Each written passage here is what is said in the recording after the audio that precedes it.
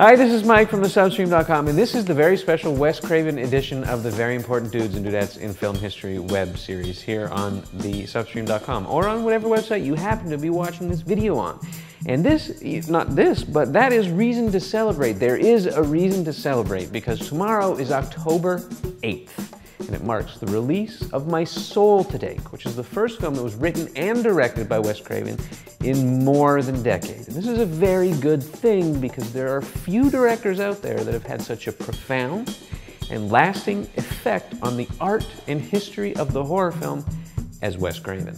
He's one of those really rare creative dudes that's really closely associated with an iconic figure that he created, in this case, the dream master, child-murdering, razor-claw burn victim guy with the stripy sweater, Freddy Krueger from the Nightmare on Elm Street franchise that Wes Craven helped create and then sustain. But he's also one of those people that had they never created the iconic character that they're most closely associated with, they still would have had a noteworthy career, because before the Nightmare on Elm Street movies come along, Craven had already created two films in the 70s, two horror films that would go on to be absolute cult classics. His debut was the explicit exploitation revenge rape movie, The Last House on the Left, that's still really hard to see in different parts of the world, especially in an uncensored format. And the second was the creepy cannibal inbred mutant thriller movie, the classic The Hills Have Eyes. Interestingly, Craven's first film, The Last House on the Left, was produced by a guy named Sean S. Cunningham, who would later on in the 80s, in 1980 in fact,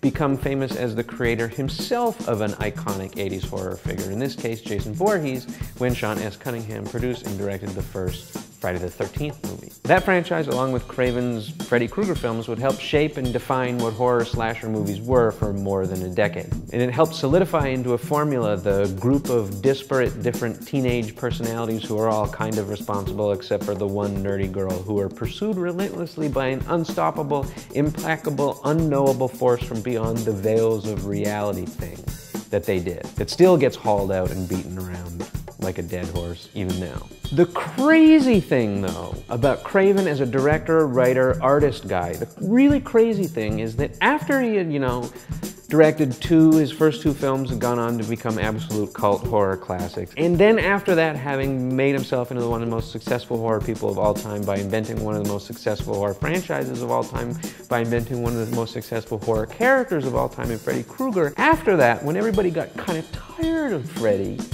in the 90s, he completely reinvigorated his career by inventing a way to make horror movies that made fun of the horror movie genre he had helped make so successful. How smart is this dude? To go on, after making all the Nightmare on Elm Street movies, and then make a series of films called the Scream films, which starred Neve Campbell. They helped kick off, or were perhaps extremely successful, because of that weird, ironic 90s thing that was going on at the time. The people in the horror movie were talking about horror movies and saying, if this was a horror movie, the bad guy would be over there. And then they looked, and the bad guy was over there.